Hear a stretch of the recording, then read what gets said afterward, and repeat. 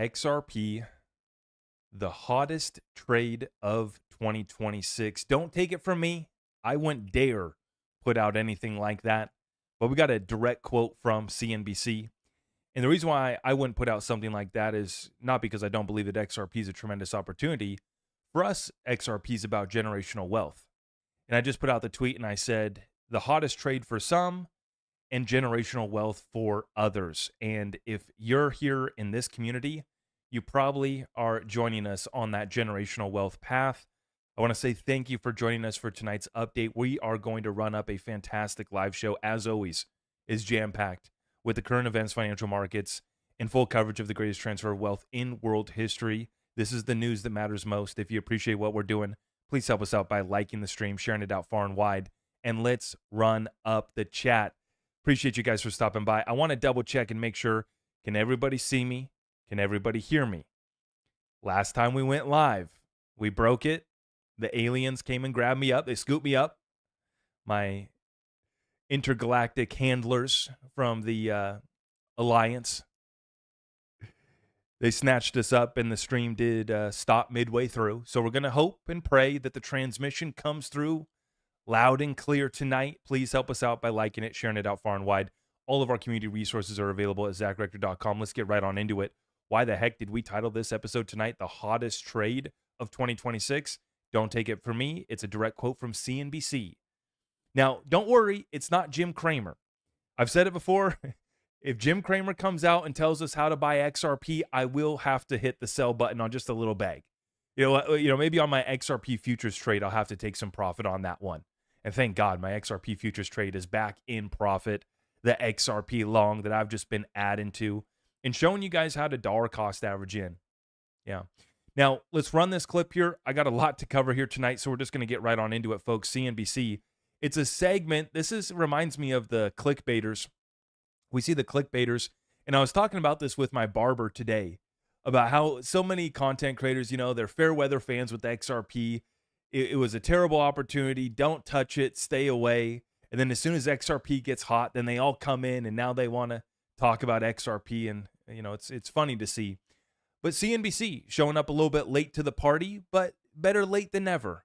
And we love it, whether it be the suits selling it with slideshow presentations, their ETFs and other products that they have to offer, whether it be CNBC or whether it be the small time little, you know, shillers and clickbaiters that hop on the XRP bandwagon. Come join the party. Let's have some fun. And maybe you'll learn the fundamentals and why you should maybe stick around. Maybe it shouldn't be just a short-term trade for you. Let's run the clip. Hottest crypto trade of the year is not Bitcoin. It is not Ether.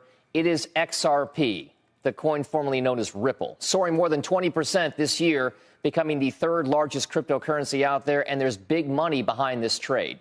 Mackenzie Sagalos joins us now with that XRP trade and what, Mac, is driving all of this interest in XRP. Well, what's actually been interesting is that during the doldrums of Q4, you actually saw a lot of people piling into those XRP ETFs, which is the exact opposite of what happens with the spot Bitcoin and Ether ETFs, where people really move in tandem with the price of the coin. But it was the fact that it is a way to have a higher percentage jump. So people were buying the dip with XRP in Q4, thinking this is a less crowded trade than Bitcoin or Ether. And then that proved out to be true just in the first 6 trading days of January. We've also talked a lot about the... And I've said this before, I'll say it again. Maybe you came for $100 or $1,000 XRP. But I implore you to stick around even for the move to 10 or 20 bucks, right? You know, we just got to get people here. And whether CNBC's talking about it being the hottest trade, and I'm going to play the rest of the clip where she'll go on talking about Solana and Bitcoin and how, you know, Morgan Stanley's going to launch a Bitcoin and Solana ETF.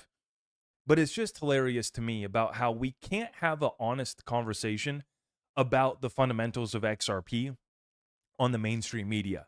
It's just not allowed. We can clickbait with XRP hype. It's the hottest trade of the year, but it's nothing more than just a trade. Let's not talk about the fundamentals. And she'll go on to talk about Solana having utility. But when they specifically follow up with her on XRP's utility, and it's like, we can't go there. We can't go there. We can talk about Solana utility, but not XRP yet. But let's get them here, whether it be for the utility, whether it be for $100 or $1,000 XRP. Once we get them in the room, then we can have that conversation about the fundamentals and the real utility that XRP does have. The blockchains and the ecosystems that are being built around many of these systems.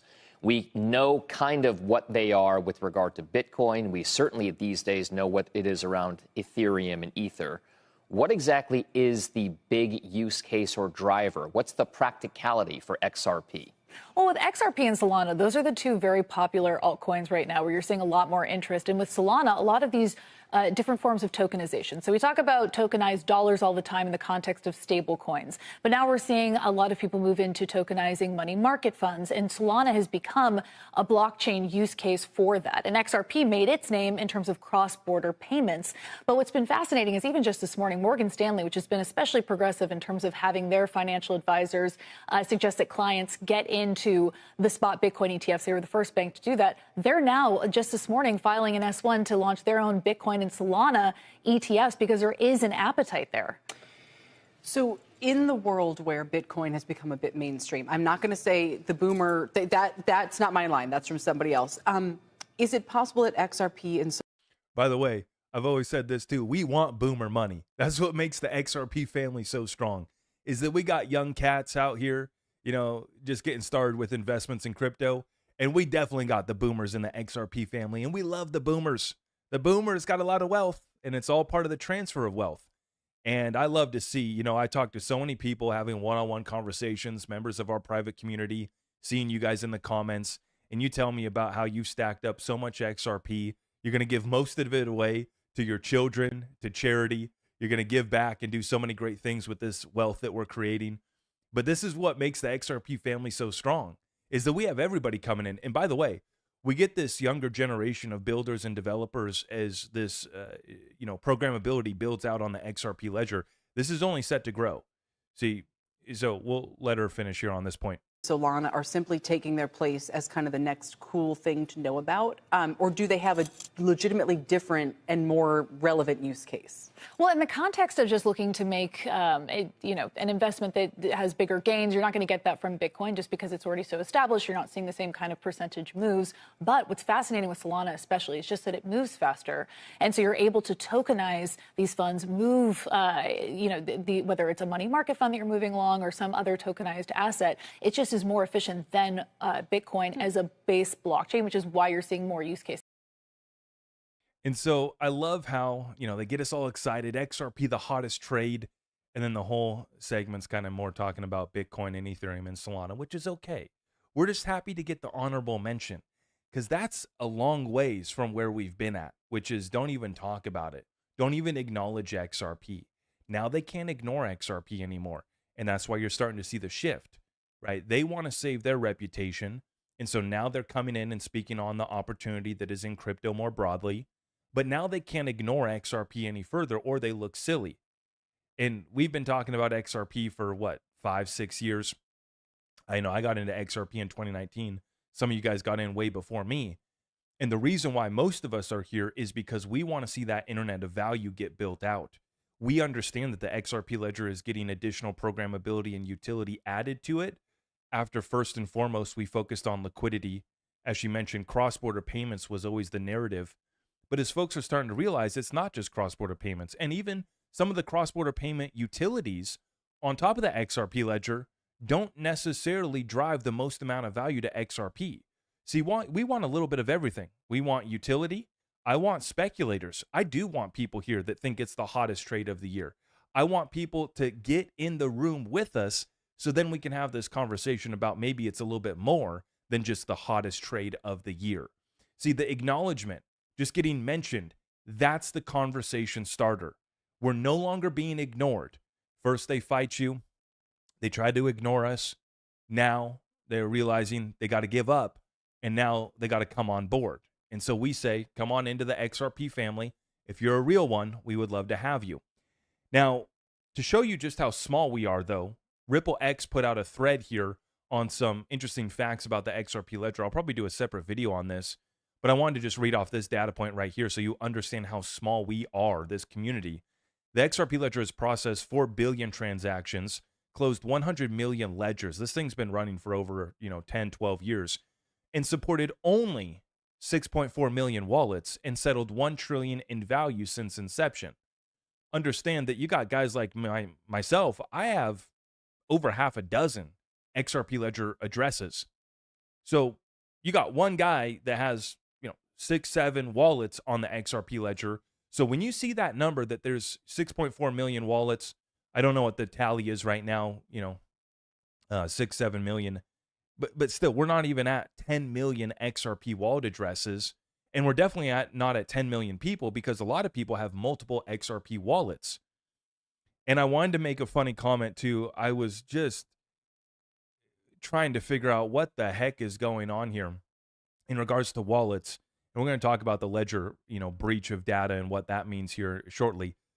But in regards to wallets and setting up all of this in the crypto space, I was trying to set up some streaming for some basketball. Okay, so my children, my children are growing up here so quickly. We just had my daughter's birthday, and I just got them a Nerf basketball hoop, right? So we're starting to ball again. And I haven't been paying attention to basketball or sports at all. I used to play basketball, baseball, and hockey, a little bit of hockey when I was younger. And I haven't played or paid attention, in years to the sports arena. And I don't really care to, but I do want to, I was trying to throw the game on so I could show the children, here's a little bit of basketball. Here's, they're passing, they're shooting. There's a slam dunk, right? I went to pull up to try to get some streaming, ESPN, and I'm trying to figure this out. What the heck has gone on here with the streaming platforms and getting access to sports? We had the family over for Christmas, and you got 3 different platforms that the Christmas games are on. What the heck's that about? My Mariners over here in Seattle, right? They finally made it to the playoffs, so I pay for the Fox One subscription. That's like $30 a month, and then they get bounced out the next round. But so I got that platform, and I can watch some college basketball and some football and baseball over there on that platform. But I'm trying to get some ESPN connected, and I'm going through this process with my wife. It's having me, we got the Disney bundle. So you got Disney, Hulu, HBO, but we're trying to add ESPN. You can't, cancel out your bundle if you go to add ESPN. And then to sign into the ESPN deal, we had to go to Disney, log in to Hulu so that we could pull up our ESPN. It was just the most complicated process ever. And the reason why I'm bringing up this story is to say this. If we can just make crypto easier than these streaming platforms, mass adoption all the way. Because I'm someone that, doesn't usually struggle with technology and simple stuff like this. But what the heck has happened to the streaming platforms, man? I mean, you got Disney, Hulu, 5 other subscriptions, and you still can't even figure out where the game's at. You know what I'm saying? And here you are spending $200 a month in subscriptions to be able to watch the ball game. It's crazy. This is why, I tuned out a long time ago. I just want to show the kids, a little bit of basketball being played. But the whole point is if we can make crypto easier than signing up for these streaming platforms, mass adoption, we're good to go. Not a problem, right? Because that is an absolute joke. Okay. One other point that I wanted to make here before I get into the rest of the update is I just wanted to say, as we start off this new year, we're coming in with new energy, right? And I just want to give a shout out to our community, because what makes us so strong here is our allegiance to the truth, right? That's what brought us together. When I started making content back in 2021, it was to share the truth about XRP on TikTok. That was the first platform that I started on. We started to go viral. I started my YouTube channel. We started to get going on X. And now here we are. We have over 600,000 people that are connected to us through YouTube, X, and TikTok. And many more that watch our content on a regular basis, which would now be a good reminder that if you haven't already subscribed, make sure you do subscribe, hit that notification bell so you don't miss any of our updates. But I just wanted to say, guys, I commend all of you guys who went through 2025 with me, and you're heading into 2026. We're not looking back on the BS. And I wanted to say this too. It's our community's allegiance to the truth. And also I wanted to acknowledge just one more time, just to be very clear and to hold myself accountable, and to remind you guys to hold me accountable that yes, I did miss on my 2025 predictions and targets for XRP and a few other assets. On Bitcoin, I hit. I said 120 to 150 is where Bitcoin will top out. That was spot on. On other assets like XRP, we missed big time, right? I thought that XRP was at least going to go take out this sell wall between $5 and $10, and we'd go into double-digit territory. And I said all year that we weren't going to $100 or $1,000. That wasn't going to happen ever. But we could see a max price of XRP at 20 to $30 based off of my analysis. That was wrong. And so I wanted to acknowledge that one more time and just say that together, the accountability that we demand of each other, the allegiance to the truth that we have signed up for here and commit ourselves towards, that is what makes our community so strong. And I just want to thank everybody who's on this journey with me. We're learning a lot as we go, right? About XRP, about Ripple, crypto in general, financial markets, as I am somebody who just started investing in 2018. So I don't even have a decade under my belt of investments. I have a decade under my belt of business and making my own money. But when it comes to investing, I didn't get started till really, my first businesses I wouldn't include, but my first investments into Bitcoin was in 2018. And so we're still learning as we go, but I know what resonates with our community, and it's the fact that I always keep it transparent. I always keep it real. And what we provide now is backed by evidence. It's factual. And we try to bring it back to that data, to that analysis. That's something that we can really grasp onto, not just pie in the sky hopium and narratives. And that's how we cut through the noise. We cut through the FUD, and we've been battling the FUD since all through the noise, the hopium, and the fake narratives. All of it is keeping you distracted and keeping you missing the best opportunities that sit in front of us. And boy, am I excited for 2026. So we enter 2026 with a cleanse that has been completed in 2025. The fake got exposed in 2025. Our crypto space got cleaned up in 2025. And now we can move forward in 2026 with regulations. We're on the doorstep of the Clarity Act being voted on. We're on the doorstep of entering that era of utility. This is what brought us to cryptocurrency and digital assets in the first place, building out that internet of value, that level playing field, bringing up our fellow men and women of this planet. And we're doing it. It's happening in real time. First thing is getting them connected. We just reported on Starlink, how they've started to connect tens of millions of people with hundreds of millions of more people on the way that'll be connected to the internet. That's the first step, believe it or not. There's actually billions of people across the planet that don't even have access to the internet. And so we get them tapped in, and then immediately they're tapped into our financial system. And this new financial system that's being rolled out is going to be ran on DLT. We know this. And so now we just place our bets on which ledgers are going to get the biggest piece of the pie. That's what brought us together. That's what's going to keep us focused and moving forward in 2026. And I'm so excited to see what we accomplish in the next 12 months. It's going to be a big year for our community. So with that being said, let's continue on with the update. I just wanted to give a quick shout out to our community. It's getting bullish out here. The total put call ratio falls to the lowest level since May.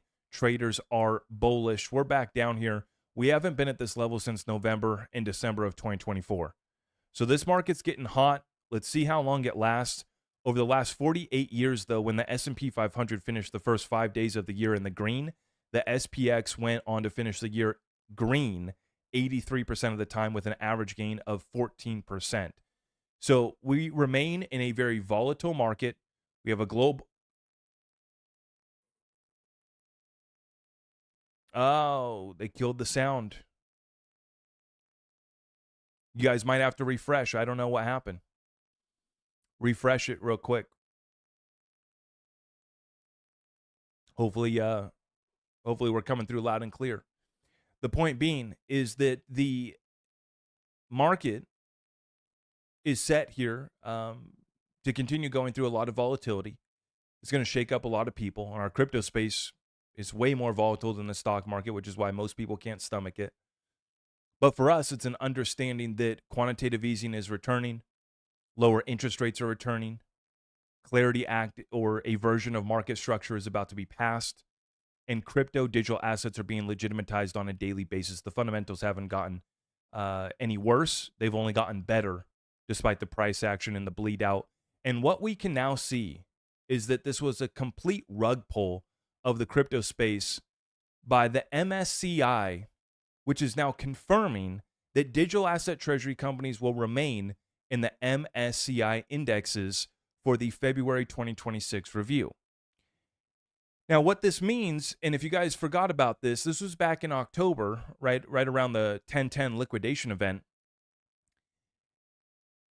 We saw the MSCI was considering, and had many comments actually, where they wanted to remove digital asset treasury companies from the indexes, and that would remove them from the S&P 500. Now, today they're coming and they're reversing that decision. Companies can remain.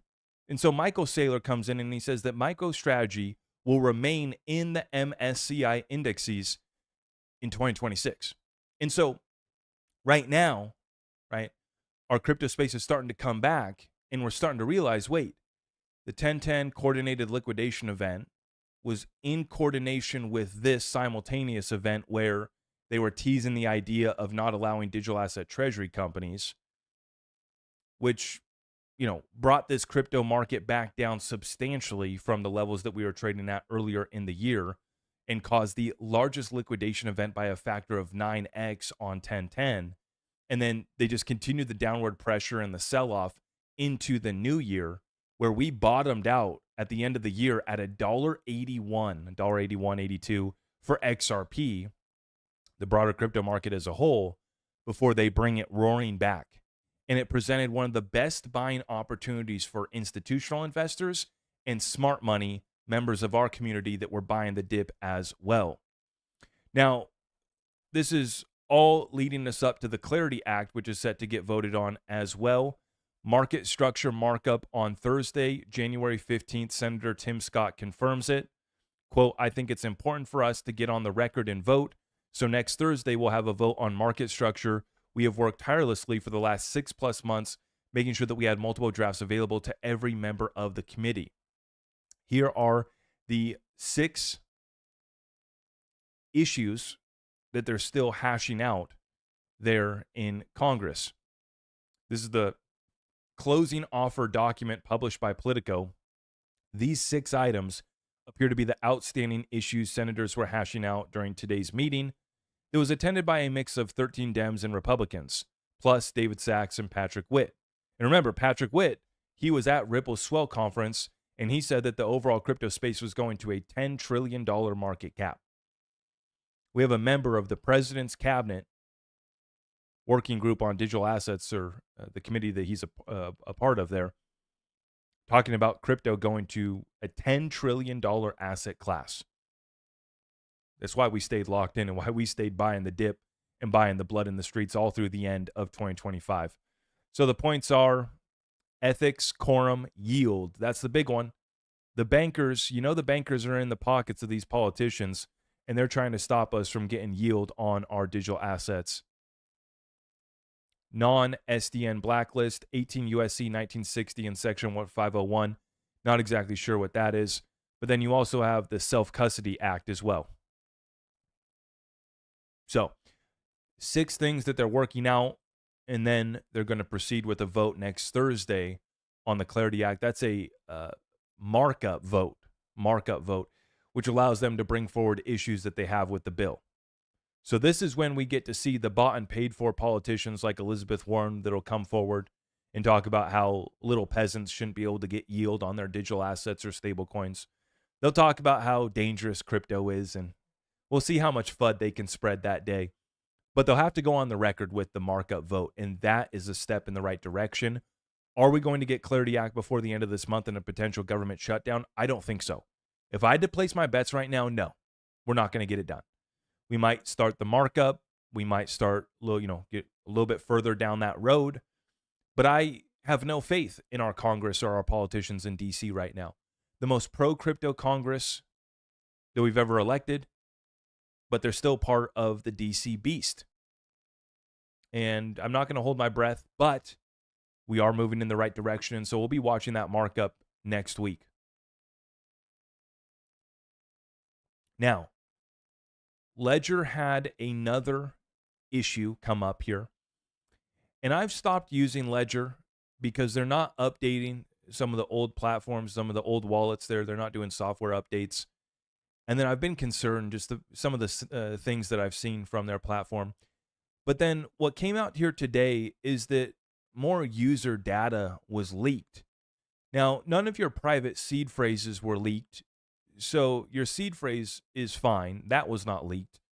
But your name, your address, and potentially some other information was leaked.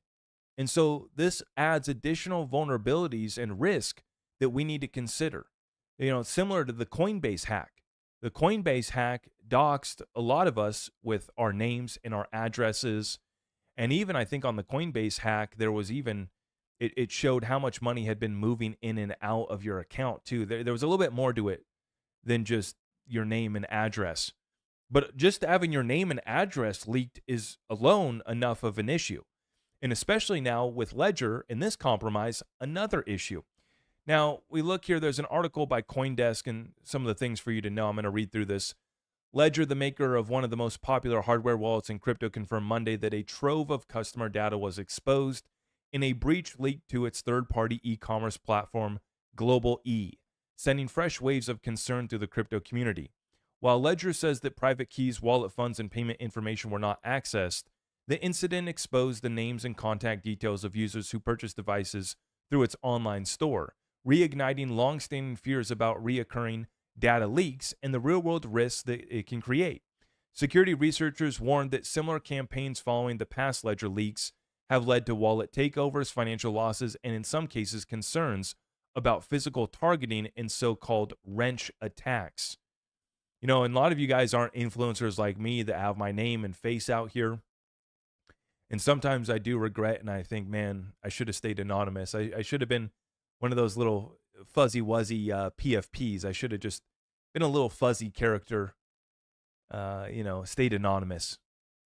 But I wanted to show my face and I wanted to be a real person out here so that everybody could feel a little bit more confident in who they were getting their information from. And I think that that's why our platform has grown so well. One of the many reasons why our platform has grown so well and gone so far is because people can see, they know who I am. They see where I'm coming from.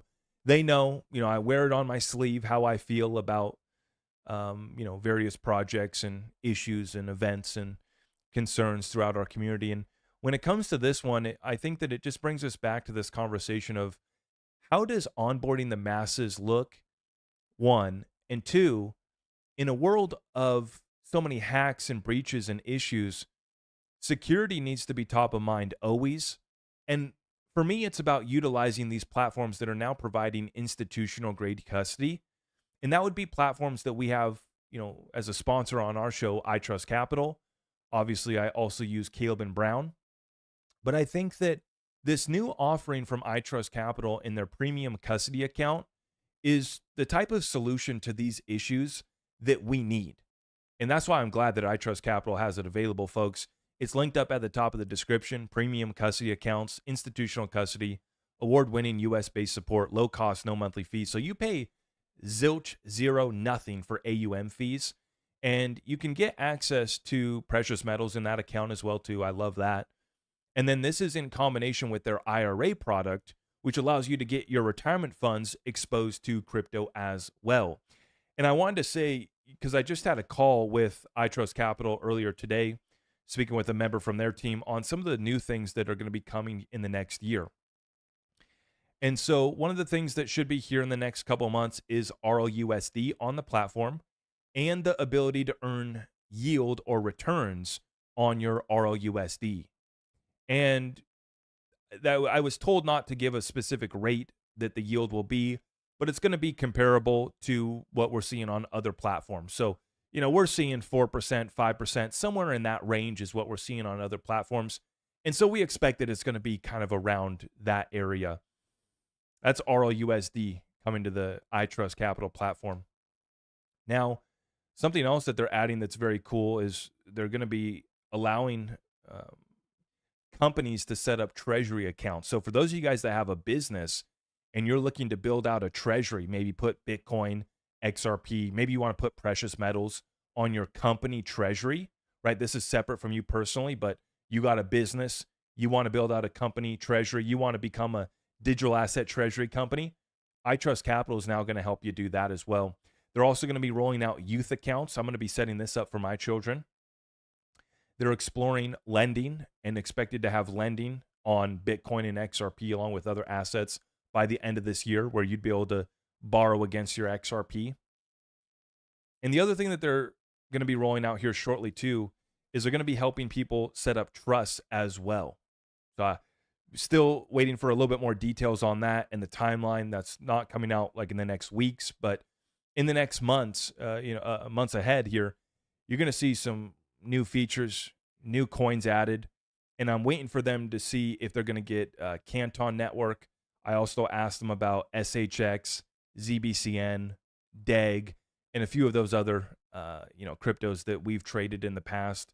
And so if you guys have any additional questions for iTrust Capital, just drop them in the comments down below, and I'd be happy to get you tapped in. But, all of this to say, folks, this premium custody account, I think, is the solution for a lot of folks, who need kind of a crypto for dummies setup, right? No offense, but like I said, you got all of these platforms here that are having their own issues. You got a lot of folks that mess up self-custody themselves.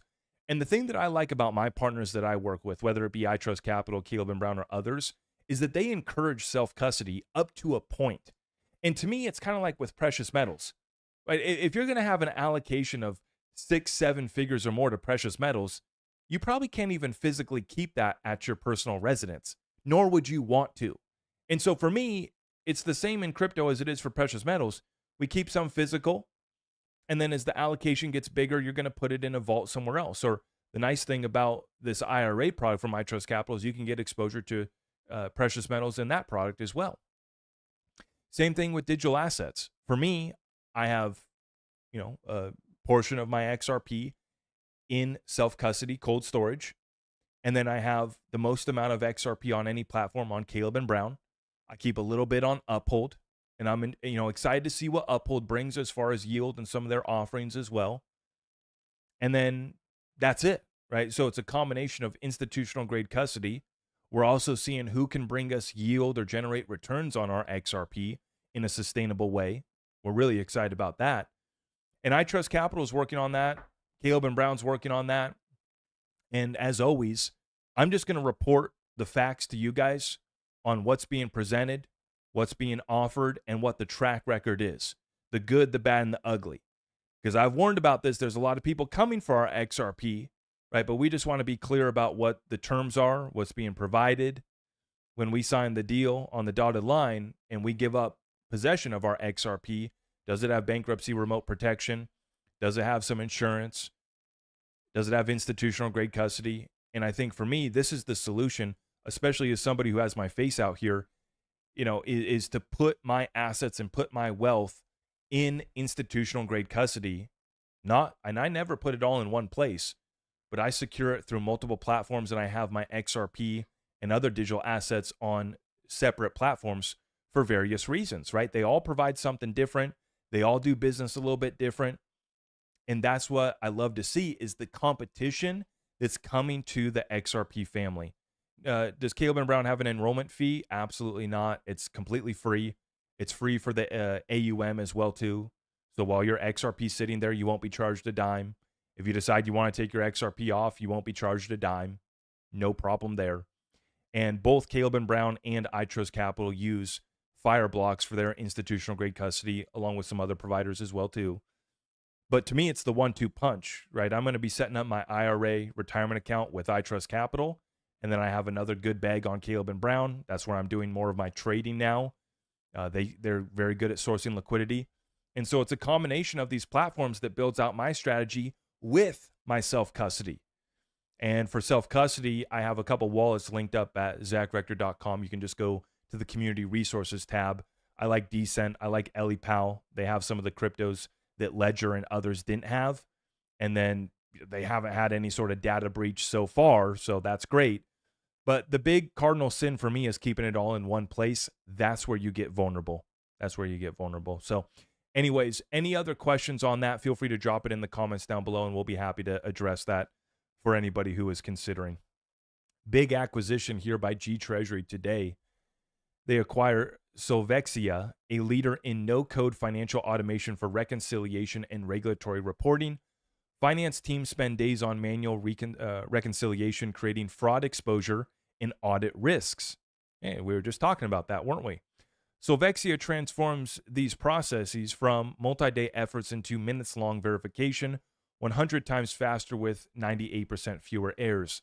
This extends our no friction, no boundaries vision across the entire finance function, delivering enterprise-class automation for treasury, finance, and compliance.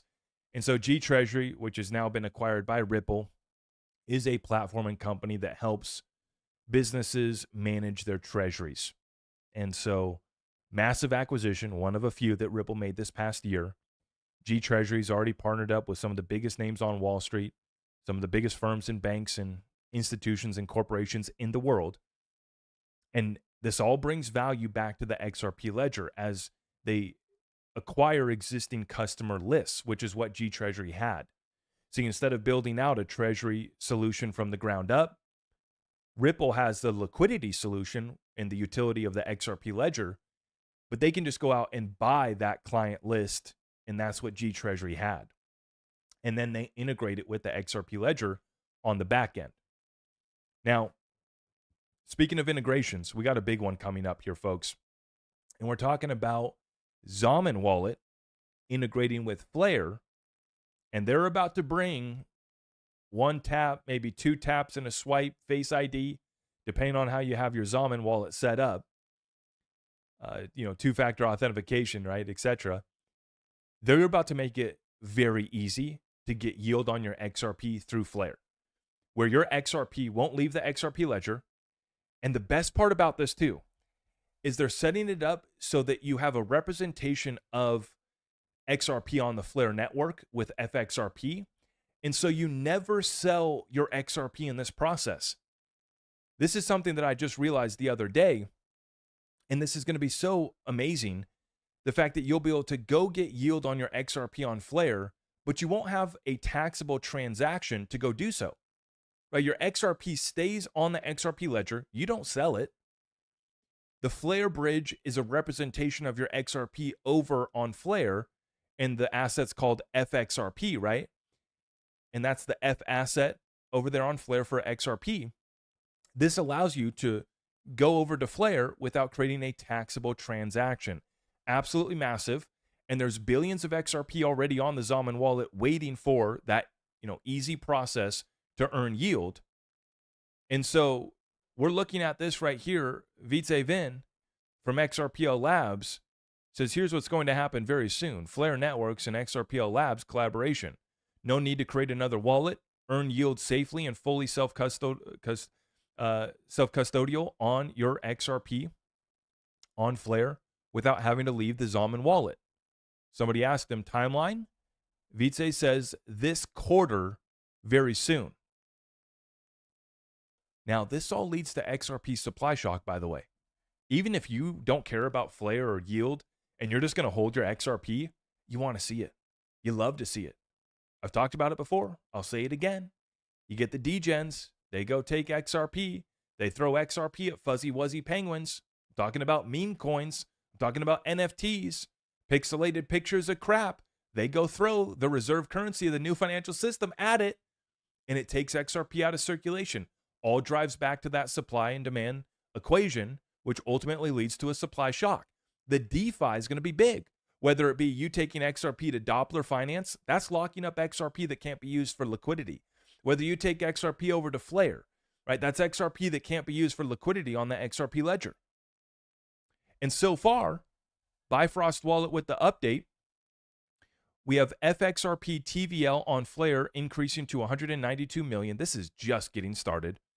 85 million FXRP minted, 15 million left to reach the cap. So already we have 85 million XRP locked up over there. Now, we add all of this up, right? You have 700, almost 800 million XRP that's been parked behind the ETFs. You've had billions of XRP that's been committed to the treasury companies like Evernorth, and then there's a dozen other treasury companies that are going to park billions of XRP behind them. You add in Joe Blows like me that just have my little bag of XRP that's not going to see the light of day anytime soon or ever, right? Bags of XRP that we'll never sell. And at best, you'll get us to come put it over here. And we're talking about another 85 million, which doesn't sound like much.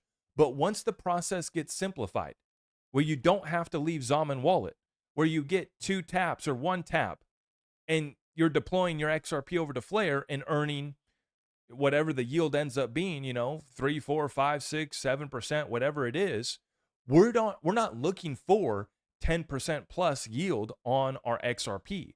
We want sustainable returns that allow us to have a little bit of income while we can hold on to our XRP. While CNBC's out here talking about XRP being the hottest trade of the year, I think that a lot of people are going to look back and regret trying to time and play the market with XRP instead of just focusing on acquiring more of it and trading other assets, other meme coins, other cryptos, other stocks to generate more XRP. I don't play around with my XRP. You guys know that. I hold all of my XRP spot without leverage, and I got it diversified amongst institutional grade custody that's bankruptcy remote protected and self-custody with no counterparty risk. So when I do take on counterparty risk, it's in institutional grade custody that's free, that has bankruptcy remote protection. It basically eliminates most of the counterparty risk. So this party is just getting started. 85 million FXRP minted, 15 million left to reach the cap, 35 billion Firelight points distributed, Upshift joining the XRP-Fi army. This is getting started here, and it's going to grow by the billions in 2026. My prediction is 3 to 5 billion back in the XRP ETFs. I easily could see us having billions wrapped up in Flare and a combination of the other DeFi and yield op. There's over 1 billion XRP on iTrust Capital. It's not going anywhere, right? I mean, some of it will get sold off along the way, but if people can generate yield on it, they're not going to sell. Most of our community does not want to sell their XRP, which is one of the reasons why XRP will run so hard. Now, speaking of the ETFs and what's backing them, as I mentioned, 790 million XRP. We're approaching 800 million XRP, almost 1% of the total supply that is going to be backing these XRP ETFs.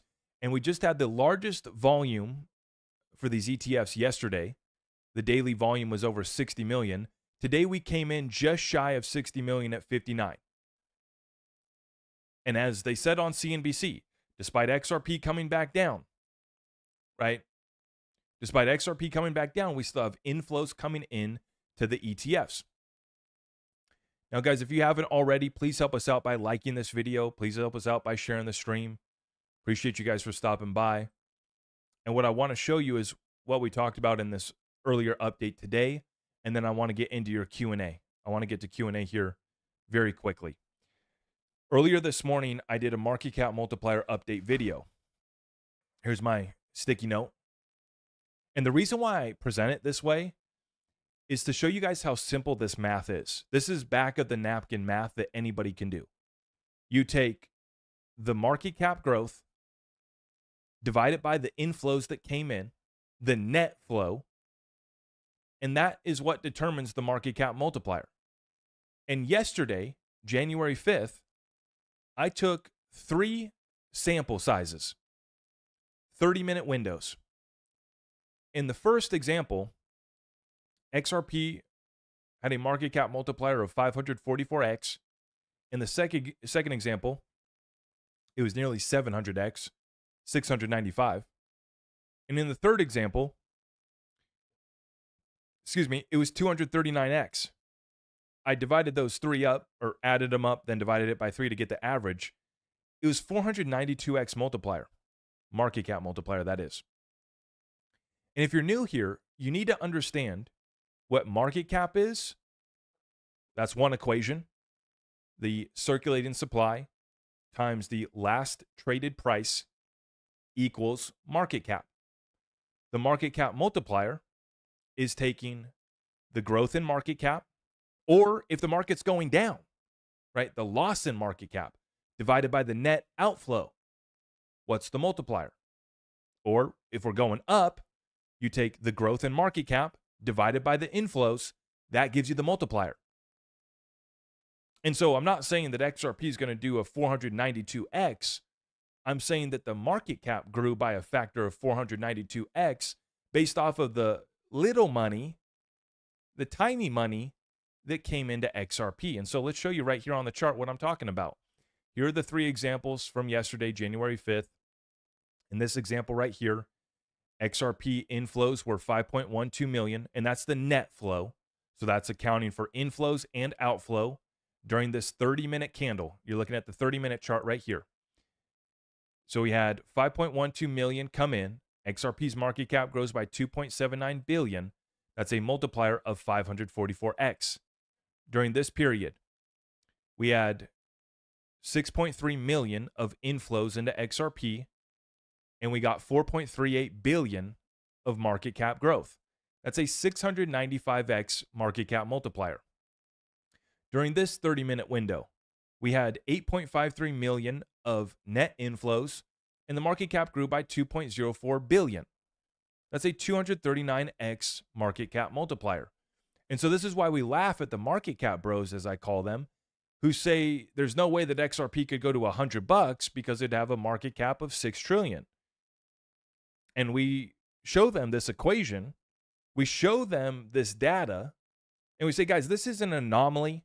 This is something that's happening on a regular basis.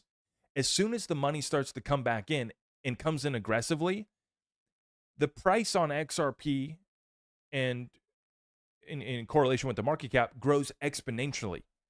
It's not linear and it's not one-to-one. It's not for the market cap to grow $1 billion, we need $1 billion in inflows. We're talking about millions in inflows equating to billions in market cap growth. Not even close to a one-to-one. So for XRP to go to $100, and I'm rounding off at a 6 trillion market cap because there's about 60 billion circulating supply. And so if XRP was at $100 per XRP, that would be a 6 trillion market cap. And so wrongfully, a lot of people who don't know what the heck they're talking about think that XRP would have to see $6 trillion come into the asset for it to reach $100. Not even close. Not even close. And I think that this equation and this analysis and these observations have been so eye-opening for so many in our community, myself included. And by the way, this doesn't come from me. I'm not the genius behind this. This comes from the Bank for International Settlements. So if you think that this is some BS that I came up with, wrong. It's from the BIS, Bank for International Settlements. And we took it, we ran with it, and we started to look here. It's incredible. And I wanted to show you guys this so you understand just how little money has come into XRP since New Year's Eve that's led to this price growth. Right? XRP was at $1.81 New Year's Eve. The market makers made us all look foolish. They thought, oh yeah, you guys think you're going to get rich in 2025? They humbled us. The market makers humbled us in 2025. And they sent XRP down into the end of the year, $1.82. And then XRP runs up here to $2.40, give or take. And what I'm going to show you here next is from CoinGlass, which is where we pull that data point for the inflows. You got inflows, outflows, gives you the net flow. And they have other volume and other data points, liquidity heat maps. And CoinGlass.com is a great website and tool for everybody to use in the crypto space, not just for XRP data, but for understanding these markets as a whole. And so what I'm going to show you here next is the spot inflow outflow chart. And I'm going to show you that XRP's market cap in price grew. What's the full? Let me zoom out here for a second, because I'm curious to actually pull this. We're going to take a look here at the chart. I know that this is kind of a mess right now, but I'm just going to show you. Right, this is the XRP market cap chart.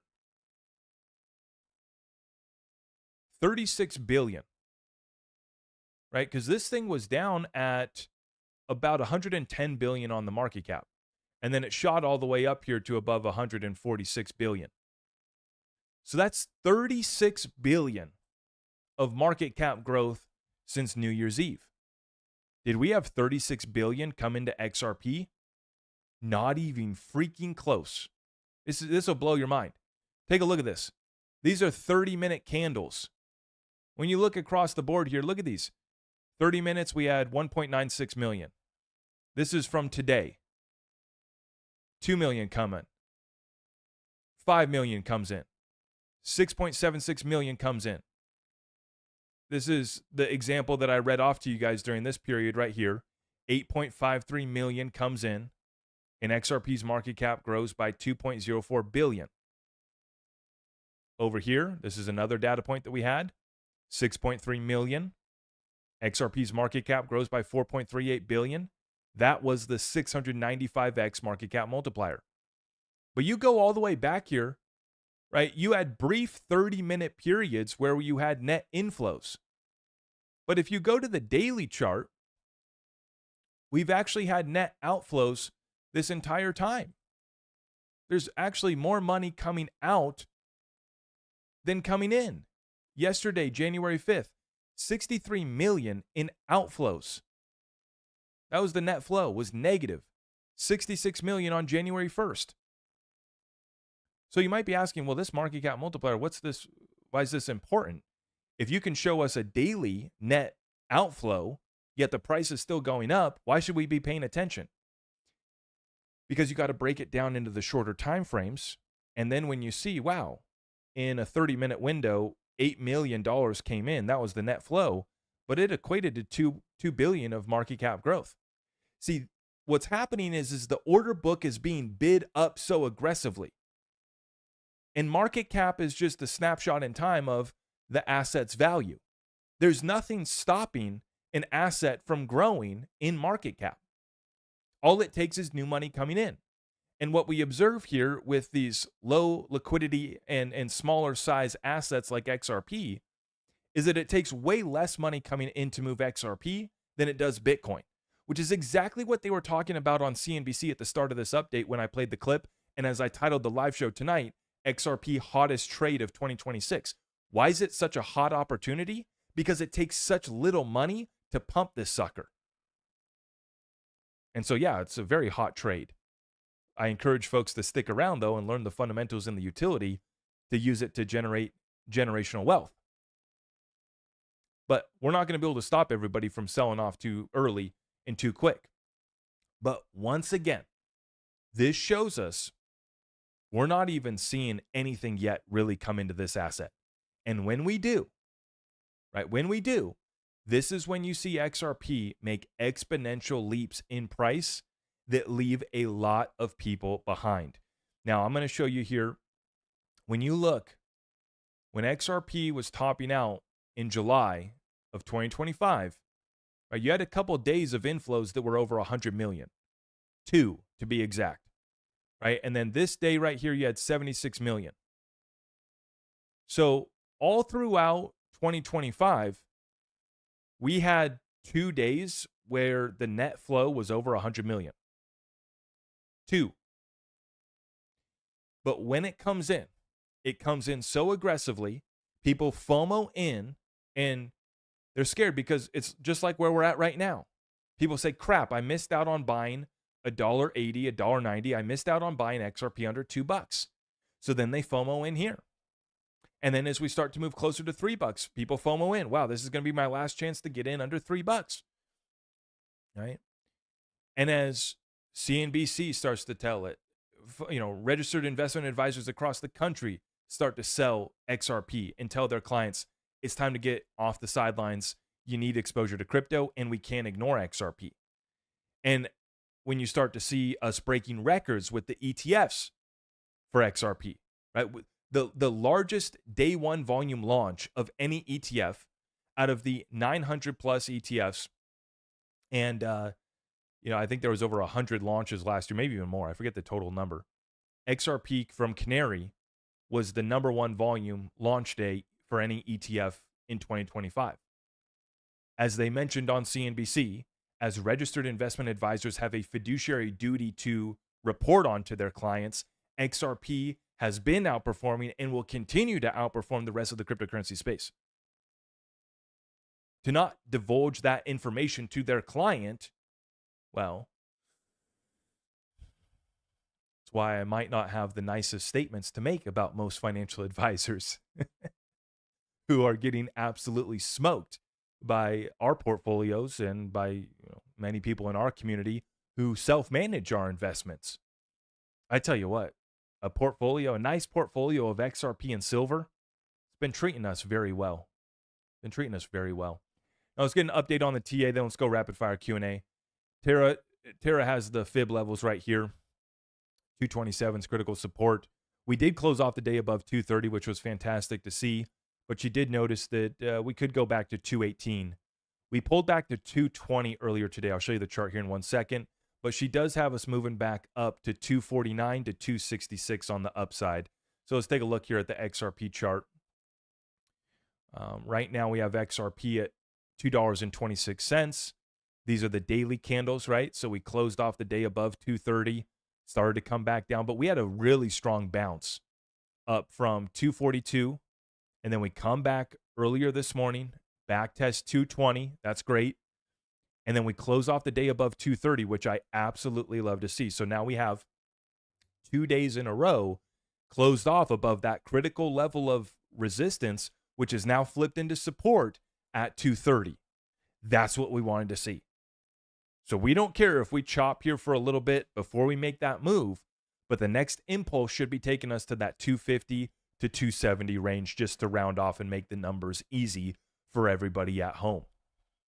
That XRP long that I've been telling you guys about, that I held in the red, that I was down bad on, it's back in profit, and it's a lot bigger. It's a lot bigger. And this is the difference between those who got scared, capitulated, and now they want to FOMO back in. Now that XRP's ran 30%, now they want to get back in. You should have had FOMO when it was under $2. You should have had FOMO when it was at $1.80, $1.90. But that's the past. Here we are today. Do you have enough exposure? And past XRP, what other opportunities are you seeing out here? For me, I see plenty of opportunities just on the relief rallies that are 50 to 100% upside on so many cryptos across the board. In fact, we've already seen 50 to 100% pumps on a lot of cryptos from the lows that we set on New Year's Eve. And all it took was about 5 trading days to wipe out 3 months of downward action on XRP and a lot of cryptos. Which is why we say, don't try to time the bottom of the market, perfectly. We're not here to time the bottom. It's just when XRP is below $2 and the fundamental value is $20 and beyond, maybe $200 and beyond, you buy some. You buy what you can. And that's what our community did. That's what I did. And now we're being rewarded. As I mentioned, the market makers humbled us in 2025. Those who stuck it out are about to be rewarded in 2026. I don't think that you're too late. But man, does it hurt when you could have picked it up just a few days ago under $2? A lot of these assets across the board, these utility assets that we've been looking at, comes and goes pretty quick out here. Now let's get into it. Rapid fire Q&A. If you guys haven't already, please help us out by liking the stream, sharing it out far and wide. I want to get to everybody's questions and comments.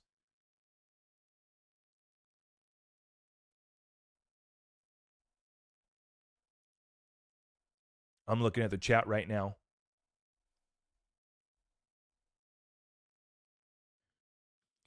I wanted to also let everybody know too, if you are in Canada or want to come to Canada, we are going to be going to the Vancouver Resource Investment Conference. So I'm in the process right now of confirming. I'm looking to set up a booth there. And so we're going to have some presentation. I'm going to be, we're bringing up a film crew. And so we're going to be reporting live. We're also going to be recording interviews with some of our favorites and friends that we have that attend the conference as well.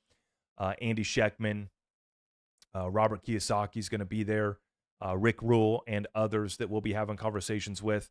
And so really excited for Vancouver Resource Investment Conference coming up here at the end of the month. It is the 25th and the 26th.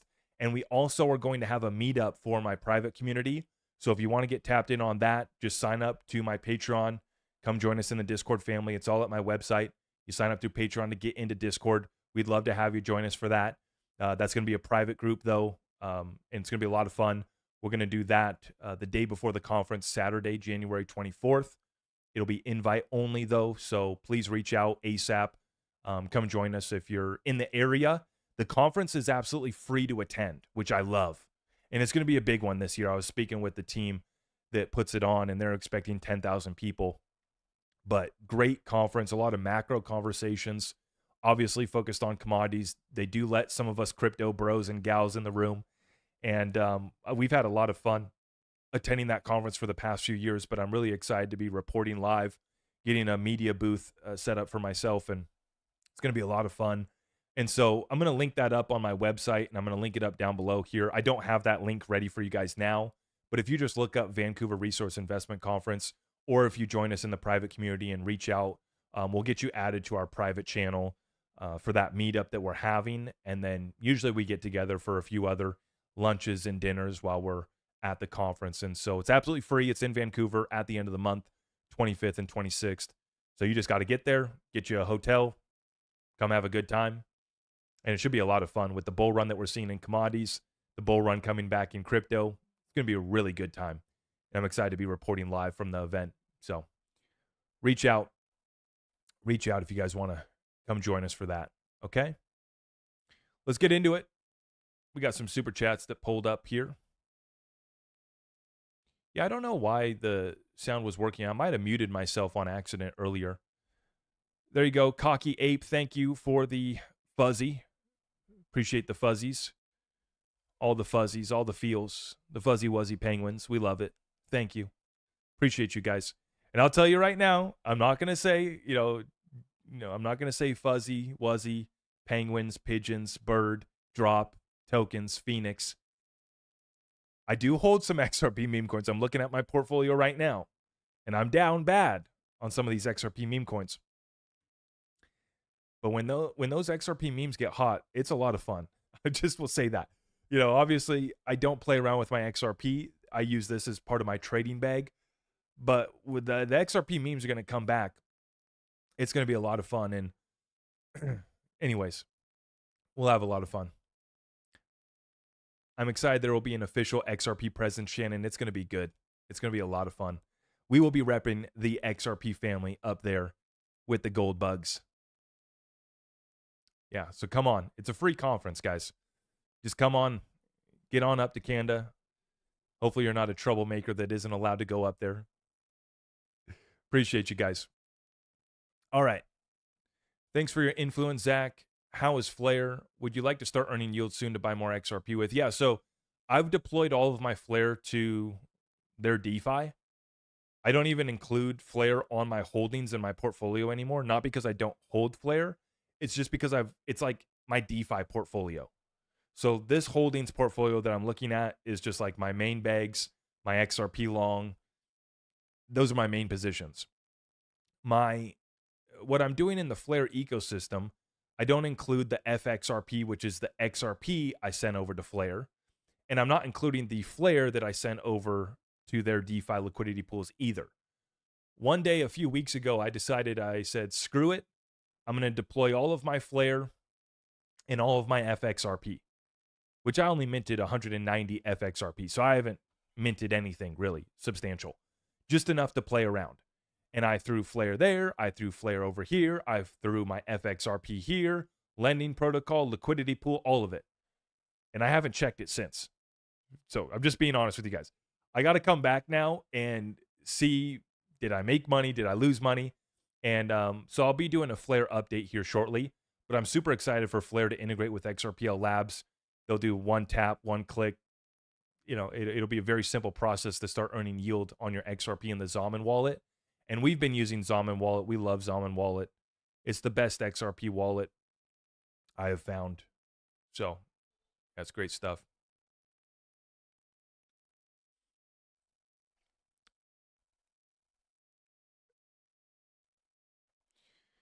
Okay, T. Scott, thank you for the super chat. Zach, how about listing public phone numbers of senators on committees responsible for Clarity Act and starting movement for our XRP army to tell them to get it done? Let them know it could cost them the midterms. Yeah, well, there's a lot that could cost some of these politicians the midterms. We need a lot more action, a little less of the DC dance, as I like to call it. This DC beast is terrible. You send good people to DC, or at least people that are a little bit more promising, and they get so entangled in this bureaucracy beast. It's a disgrace. And so I would agree. I mean, we got to reach out. We got to get on them. It sounds like they're moving in the direction. And I think that it's part of the reason why we fell short of where we were supposed to go in 2025 is because we didn't get the Clarity Act and the market structure signed.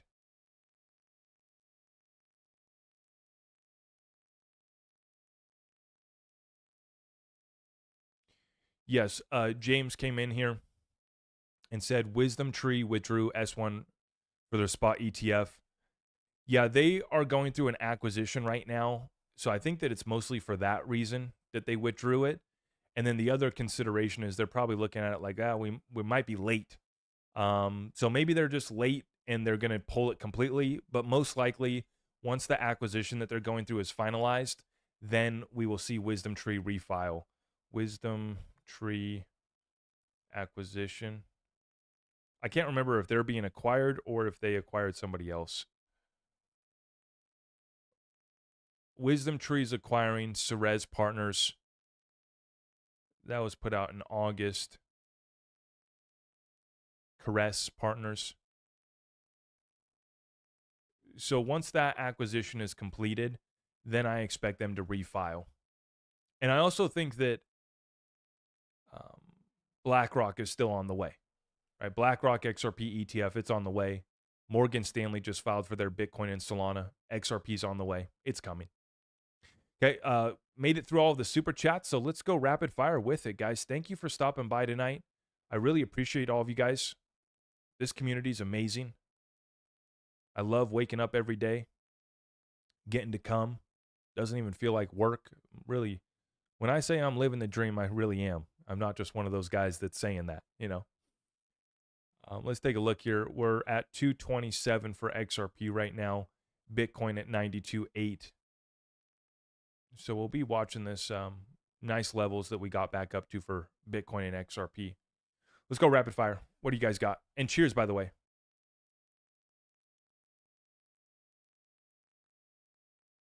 Your volume is low. You know, that is interesting. I do notice that my volume is low right now. How did that?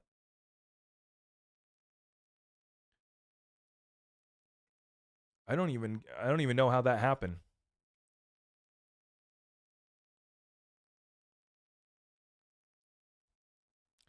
Let's see if we can move this up. Okay, that's a little bit louder. Let's pump it up, huh? Pump it up a little bit. Okay, that should be better. Does that sound a little bit better, guys? My apology. I don't know what happened. Maybe somebody bumped maybe I bumped it.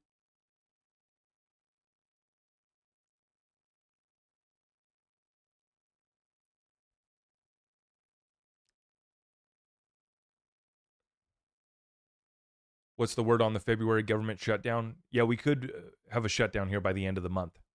I think the date is the January 26th.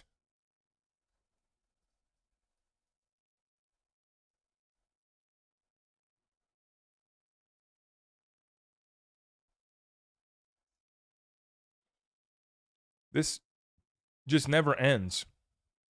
January 30th. Yeah, so by January 30th, we could be once again. What are your thoughts on Canton? Checks off all the boxes. I'm just scared that it's hype. I've loaded up on Canton. It's my largest holding outside of XRP and my XRP long. So I hedge my bet just to see if this thing's for real. I first bought Canton at 10.5 cents, and then I bought more at 15 cents. Right now, it's down a little bit. It's at 13.5 cents right now. So overall, I'm down on that coin right now, but it just checks off all the boxes from ETFs. It now has Bitwise that is filed for one, has a couple DAT, digital asset treasury companies, has plenty of institutional adoption. They just added NASDAQ as a validator. I mean, imagine us being able to say that NASDAQ was running a validator on the XRP ledger, right? That's what was just announced for Canton. So is it all hype? I don't know. I'm about to find out. And I'm about to find out with the chunk of change that I threw at this sucker. A lot of people have been asking me too, where can you get Canton? I bought mine on Caleb and Brown. I bought a small bag on Uphold, but then I was able to get it for a better price on Caleb and Brown. And there's just better liquidity over there on Caleb and Brown, and they don't hit us with as much spread. And so linked up down below in the description is Caleb and Brown, and that's where I bought Canton, and that's where I'm doing most of my trading.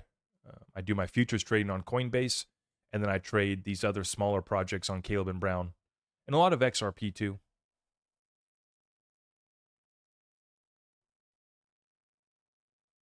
You guys are hitting the chat fast. Thank you. Avalanche, I'm not overly bullish on. I see some trolls in the chat. That's great. I made the chat subscribers only tonight, so if somebody wanted to come troll, they at least had to subscribe. And I encourage them to subscribe and hit the notification bell so they don't miss when we go live ever. Stay tapped in. We'll help you. I'm glad you're here. Mrs. Claus, thank you for the super chat. Hey, Zach, I'm just jumping on. Can you text me the account in our area that you use? I need a crypto account. Thanks, love. Happy New Year to you and the wifey. Can't wait to meet up soon. Yes, Mrs. Claus. Yes, I will shoot you a message, and I will let you know the account that I just hired. Amazing resource that we now have for you guys here. At my website, zachrector.com, just go to the Community Resources tab, and for any of your legal or estate planning needs, just hit that legal and estate planning link, and it'll allow you to set up a free 15-minute interview with KKOS lawyers. They're one of the best law firms in the country, and I highly recommend them. I've used them myself for setting up my revocable trust, and I will use them going forward for setting up my LLCs and holding companies, other entities that we're going to create. And then they have a network of accountants across the country based off of, whether you have a small business, whether you're looking for accounting, bookkeeping, they specialize in different things. And then they have a network across the country that are trained up in the structures and the models that they emphasize for their clients. And so I just hired a new accountant using them as well. So yeah, I'll send that. Mrs. Claus, absolutely happy to get you in touch with them. And anybody else that's looking for legal and estate planning, just can't speak highly enough about what they're doing over there at KKOS Lawyers for our community. Not just me, but the service that they've provided to our community has been top notch, and their rates are very competitive as well too. Yeah.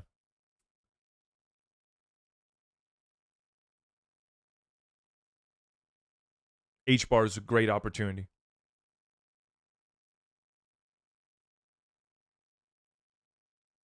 Yep.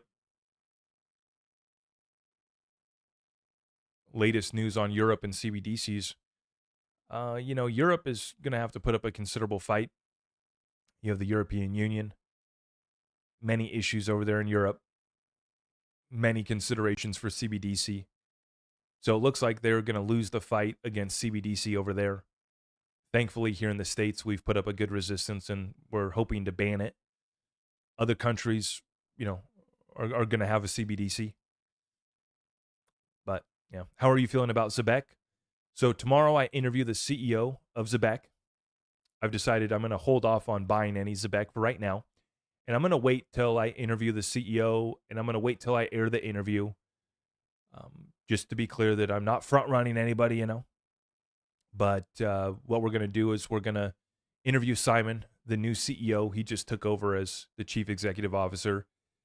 I'm going to be interviewing him tomorrow and probably airing that interview tomorrow night, maybe, or Thursday. So I'm bullish on Zebek. Like, I already am bullish on it. But they're going to drop updated tokenomics, which was supposed to come out here today.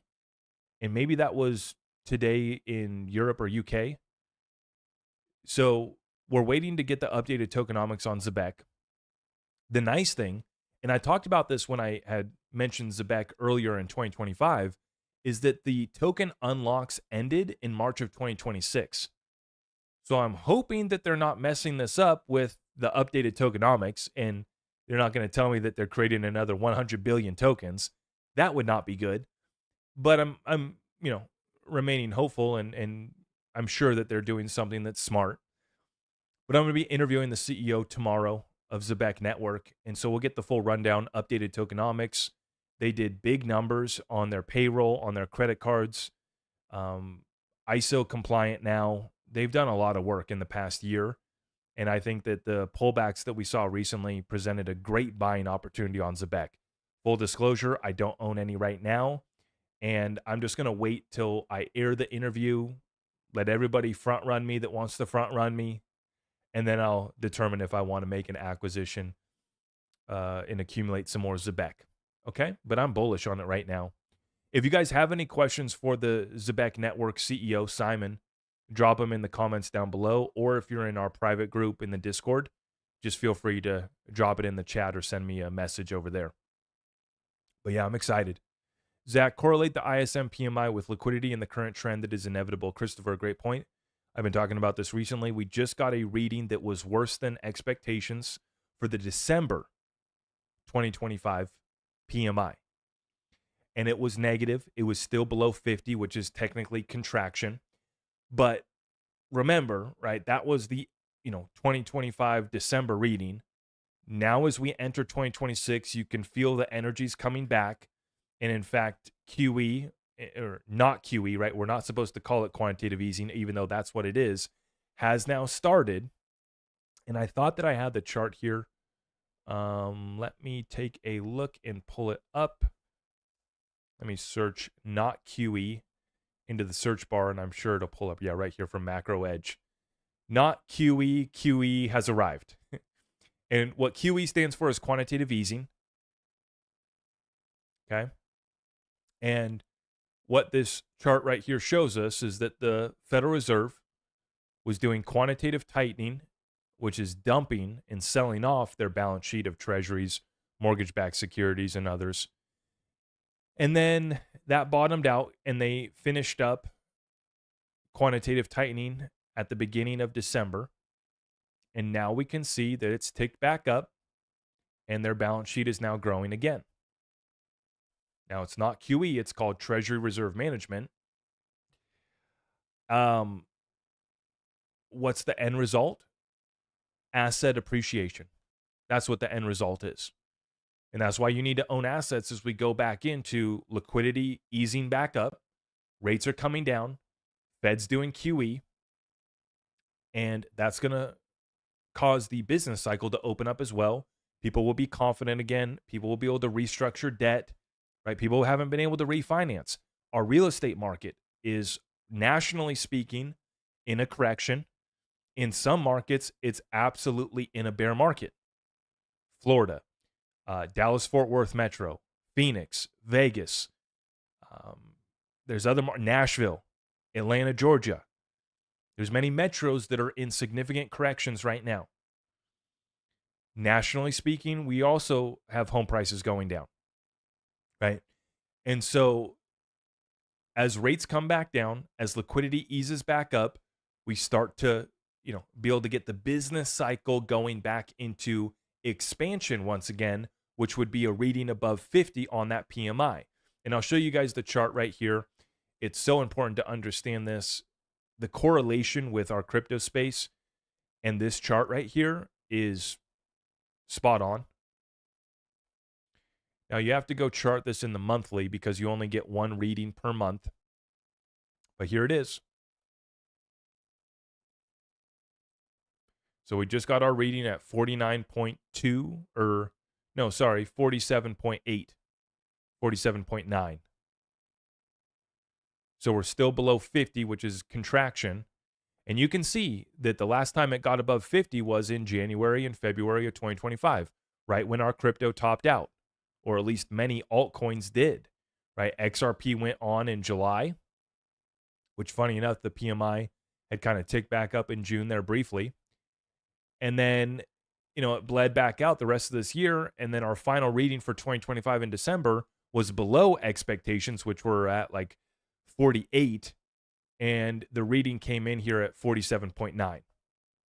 But we're looking for this to turn back up and get back above 50. Look at what happened in 2020 and 2021, right?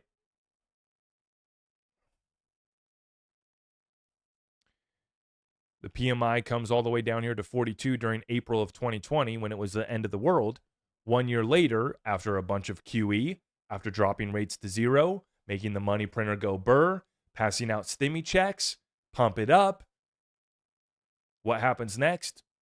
We go into a blow off top bull run cycle, and then the PMI tops out here at 64 in March of 2021. When does XRP top out? The next month in April.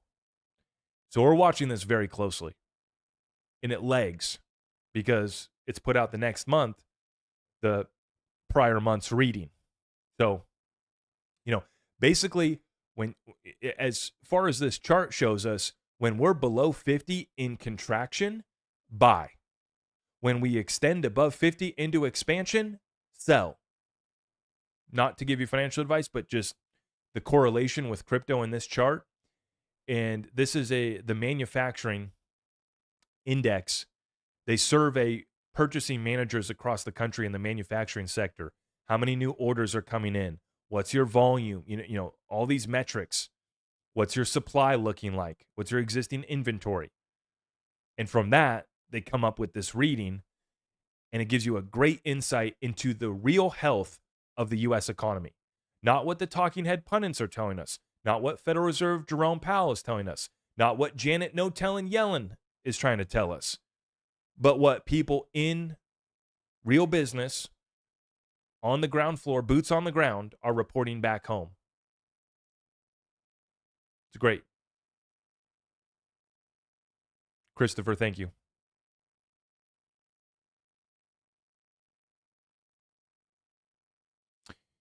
Appreciate you showing facts and not being a person of just hype. Hashtag new trader, hashtag God bless broski. Thank you. Appreciate you guys. We want to make money whether that market's going up or down. People forget that I went on a winning streak shorting Bitcoin for about 2 years where I only lost one trade. Okay. And, I haven't shorted Bitcoin in a while. I was scared to short Bitcoin this last go around. I thought it could have been bad energy. But, you got to hedge your bets. And all I did was just dollar cost average. I, would buy into my XRP long. When I saw danger on the horizon, I would sell it off for profit and then buy back in lower and just keep dollar cost averaging lower. And so now I'm in a big XRP long. I have a big XRP spot position. And then I just loaded up my next biggest bag is Canton Network. I bought more HBAR. I bought more Axelar. Right now, I'll just give you guys the next projects that I'm looking at right here, which is SHX. And I wanted to FOMO into all of these coins yesterday, but I said, wait, hold up. I've been here before. Massive green candles. You get that anxious feeling in your stomach. And you're thinking, oh, okay, I got to throw money at something. I got to throw money at something, right? I've been in this long enough where I said, nope, stop yourself now. Stop yourself now. You're going to get a pullback. Now, we did get a pullback, and I didn't have my orders placed, which is another great lesson for you guys. You got to set up your limit orders. I don't care what platform you're using. We got great platforms linked up down below. I tell you which platforms I use. But no matter what platform you're using, set those limit orders. Okay?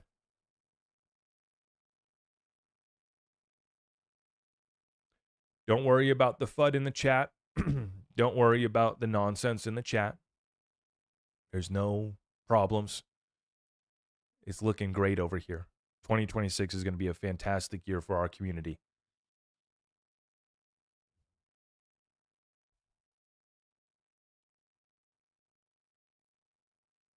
A lot of people want to stir up drama instead of just,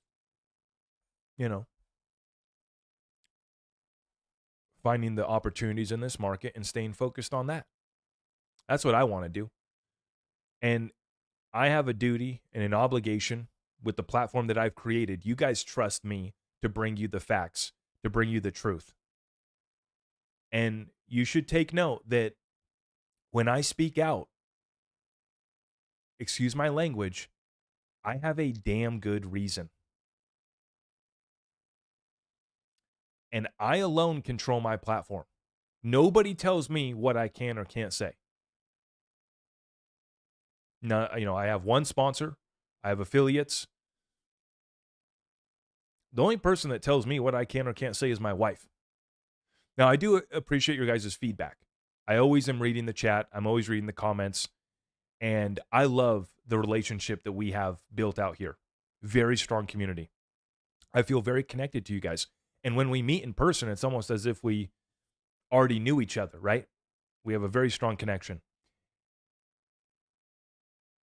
I don't like to take time from the opportunities that I'm pursuing, from the deals that I'm making, from the momentum and motion that we have here with this platform. I don't like to take the time to have to call out bad things and bad actors in this space. But I've been in crypto for 5 years. I've seen it all. I've seen it come and go. I've seen these guys come and go, one after another. And we've just stayed the course, and that's what we're going to do in 2026. We have so much positive momentum.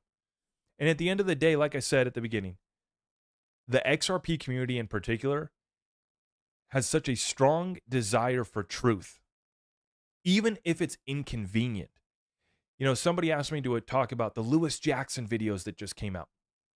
I watched one of Lewis's videos, and he did actually reach out to me because I had already made comments on that video in a live show last week or something, right before New Year's. And he actually sent me a really nice voice memo. And I appreciate him for reaching out. He was kind of just clarifying his thought process and everything. And if you go back and listen to my comments, all I said was, we can't forget that on-demand liquidity is only one use case for XRP. So in his presentation, the only thing that I thought that he fell short on was making that point clear. That yes, XRP on-demand liquidity is neutral. It's a neutral activity. It's a neutral utility as far as not impacting XRP price, because you have a sell and a buy in the same transaction. So it's net neutral. One party has US dollars that they're selling for XRP, and then that XRP is then converting to the other currency. And so it's a net neutral transaction. And we learned about that with the lawsuit. I haven't talked about on-demand liquidity being net neutral in about 2 years. We already covered that when it came out in the documentation in the lawsuit. This is why, I have my red folder right here. And we were delving into the documentation here because you got such great insights into Ripple's business model and specifically on-demand liquidity in that lawsuit with the SEC. And so we took the time to print out and go through all that documentation, and that's when we learned about on-demand liquidity.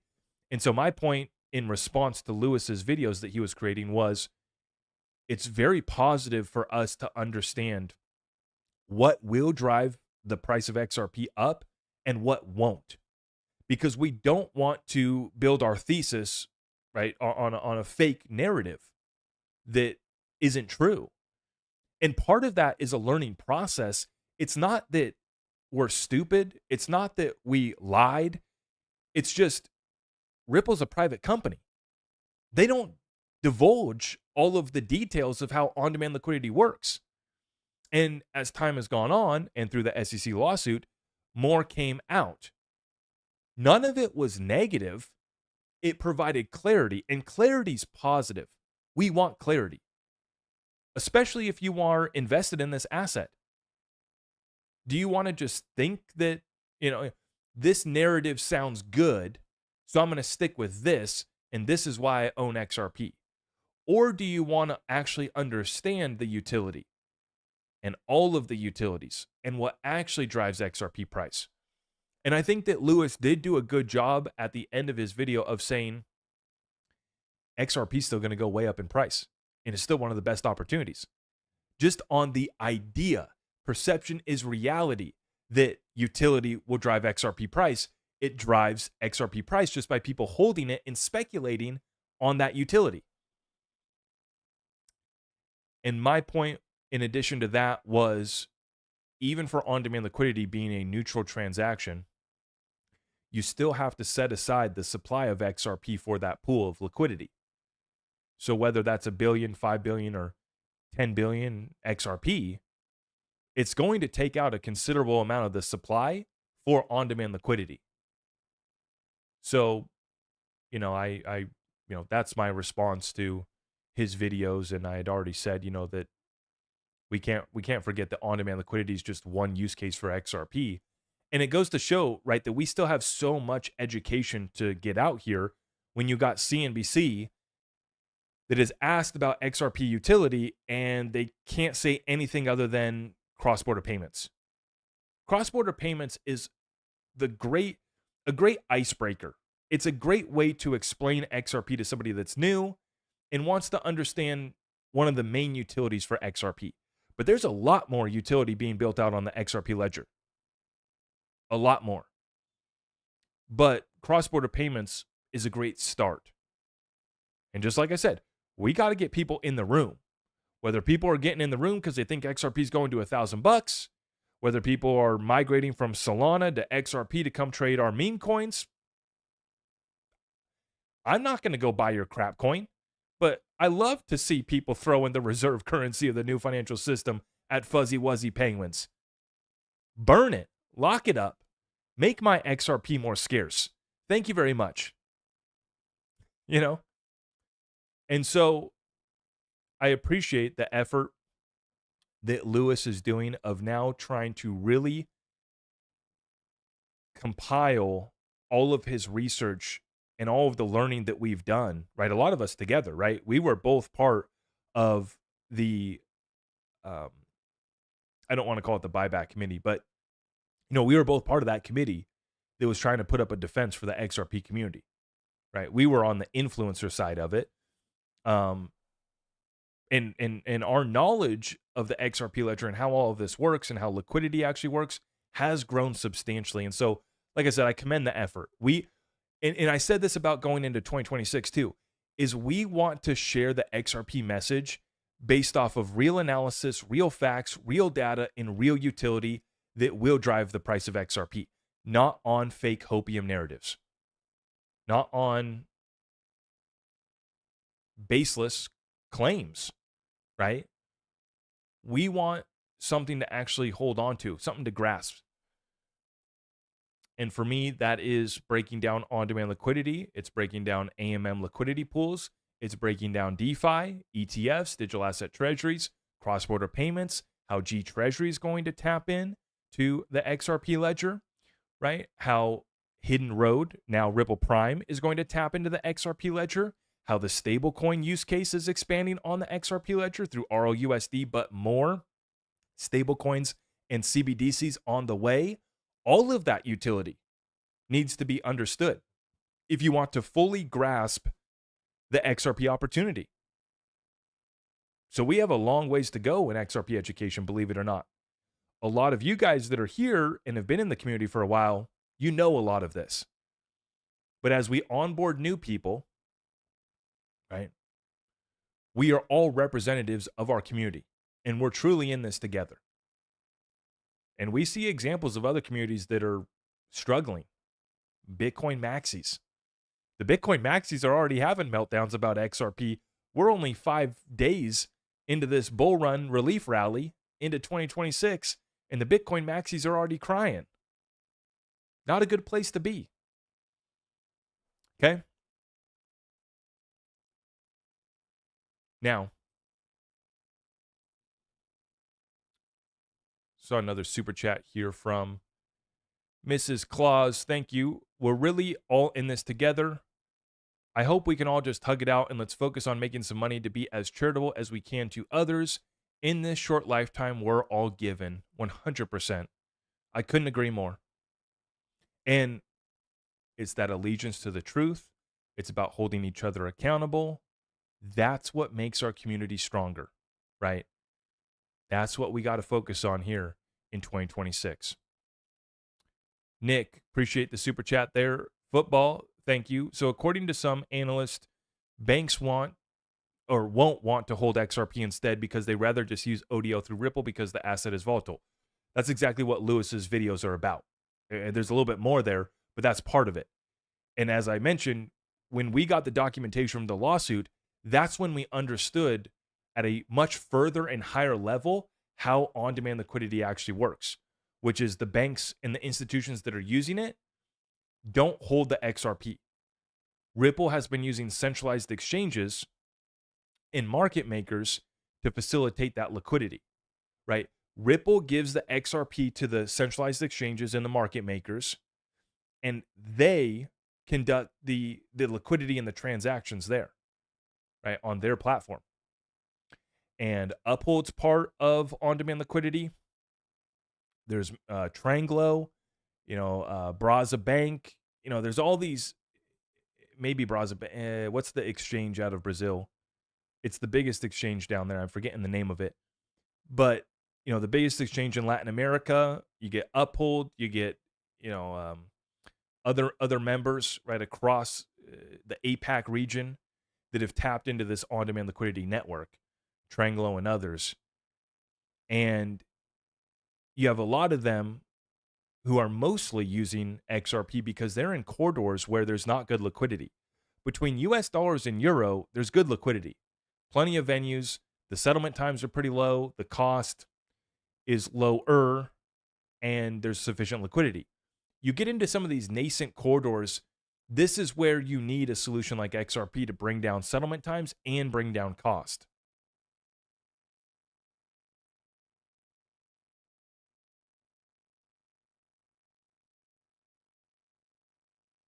Thoughts on SHX and Flare? Yeah, I think that I started to tell you guys about which projects I'm bullish on, and then I got sidetracked. What up, Zach? We going heavy on some fuzzy wuzzy pudgy penguins this year. I like playing around in the digital casino. I've gotten absolutely wrecked and destroyed on some XRP meme coins, but that's what happens. There's no crying in the casino. So I'll let you guys know if I make any plays there. I just like to see the activity, and I like us to be having fun. Meme coins are stupid, but they can be a good time if you have the right expectations going in. It's like going to the casino. You can have a lot of fun at the casino if you're not expecting to win. You want to go, you want to roll the dice. I used to love craps. You roll the dice, you go play some cards, you go play some slots, have a couple adult beverages, go hit up the steakhouse or the nice restaurant that they have, a nice night out with your significant other. That's the right way to do the casino. Now, before, when I was a youngin' and I could first go to the casino, I would take my last $50 to the craps table and think I was going to do something. And, that's part of being young and dumb. Now, from the comfort of my home, if I want to be dumb, I'm getting old now, but I can still be dumb. A couple clicks on my phone and I can be betting on XRP meme coins. I talked about this too, about how there's so much liquidity that was stolen from crypto this cycle from the online sports betting and the prediction markets. There's hundreds of billions of volume that took place on the sports betting, online sports betting, and the prediction markets. And so, folks, instead of buying crypto, we're going to bet, is Trump going to say a bad word today? Is Nancy Pelosi going to make money this next stock pick? All the stupid examples. And it's to the tune of hundreds of billions. And so my expectation here is that as the liquidity comes back, conditions ease up, business cycle comes back, you're going to see one last party take place. XRP meme coins will run again. Meme coins across the space will probably have one more little bump, but it'll be short-lived, and then it'll transition us into the era of utility after the laws are passed. So I own a bag of Dogecoin. I can't wait to get rid of it. It's a piece of crap. I never should have bought it. I deserve to be down on it. I deserve to be smacked up by Dogecoin. And I'm glad that, we learned those lessons along the way, because then it makes you go back to fundamentals and real utility.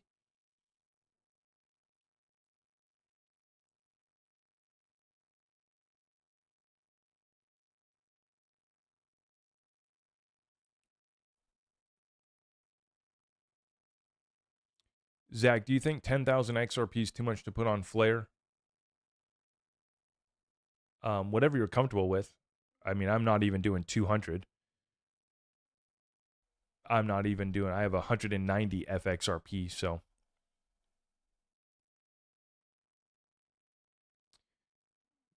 Let's see. Okay, Nick, thank you. First time doing a super chat.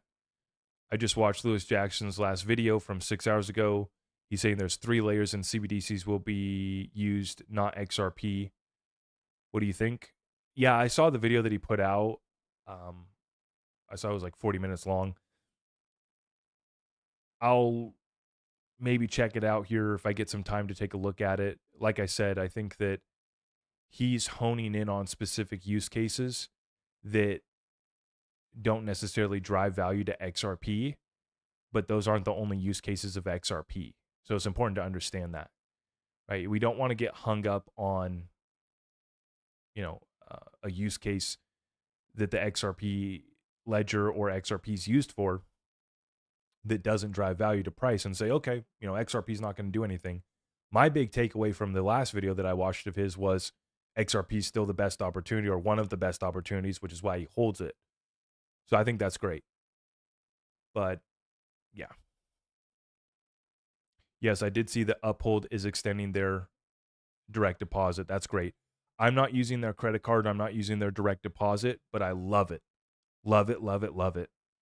I already have my Gemini card, and I don't have direct deposit, paychecks. I obviously could set it up if I wanted to, but there's some limitations to it, but take advantage of it. Take advantage of it.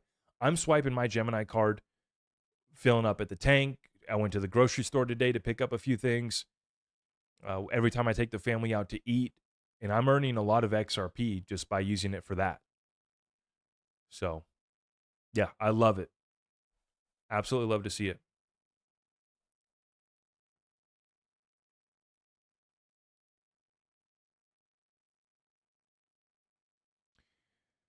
Yeah, football sin. I think that you got to be clear here, because you say correct. All the use cases that you mentioned only bring value to Ripple as a company, not our token. I'm on your side, Zach. I want that to be wrong. There's specific use cases that drive value back to Ripple, and there are use cases that drive value back to XRP. There's both, and it can be nuanced, and so you need to understand that. I think that that's the objective and what Lewis is trying to get done. I commend it. Like I said, I want our community to understand what's not going to move the needle for XRP and what is going to move the needle for XRP. Some of the things that we see right now don't move the needle for XRP right away or directly, but will lead to price appreciation inevitably. ETFs is a great example of that. The inflows that are coming into the ETFs are all over the counter or OTC. So they don't impact the price of XRP today. And they might not impact the price of XRP tomorrow. But eventually, people will realize how much supply has been taken off the market, and how much of that circulating supply is locked up in the vaults for the ETFs. And so eventually it does lead to supply shock.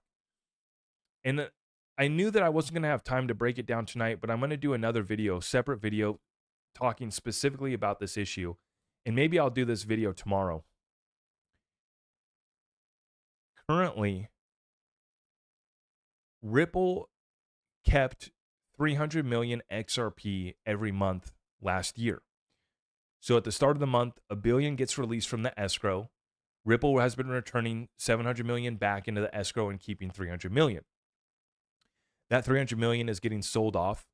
Some of it's going to the ETFs. Some of it's going to institutional partners. It doesn't impact the price of XRP negatively because it's being sold over the counter, right? But I want folks to understand that we're talking about at the first of this year too, Ripple did the same thing. 700 million XRP back, they kept 300 million. This shows us the real number of new XRP that's coming into circulating supply, which is about 300 million per month. If all of the institutions, whether it be the ETFs, digital asset treasuries, family offices, sovereign wealth funds, anybody else that's trying to buy XRP OTC is going to these OTC desks, there's only going to be 300 million more added to that OTC desk each month. So we're talking about a few $100 million is all it's going to take to wipe out the OTC desk, potentially. Right? If there's a few $100 million or even a couple billion on the OTC desk in the dark pools, Ripple's adding 300 million to that every month. That gives us the real number. And so I'm going to show you guys how easy it's going to be for us to wipe out the OTC market. The OTC dark pools can so easily be wiped out. And after that happens, then they have to go get the XRP from somewhere, which would be the centralized exchanges. Right. And this is what will equate to that supply shock that so many people have been talking about, hoping for, praying for. Here's where it actually comes, where you see more demand for XRP on the OTC than what Ripple has put out there for their partners. You have to add up what's already on the OTC and the dark pools. First of the month comes around and Ripple's maybe going to sell off 300 million XRP into that OTC and dark pools. So that tells us what's the number that we need to get across. Once we get across that number, they have to come to the centralized exchanges and buy our XRP. That's when the supply shock happens. Is that this month or next month? I'm not ready to say that. I'm just saying that we now can see, because Ripple's been so consistent in how they've done that distribution, that we know how much money needs to come in to wipe out the OTC and dark pools, assuming that there's not billions and billions and billions on that, on those marketplaces. We know how much Ripple's adding. We can speculate on how much is already there. It's not going to take much.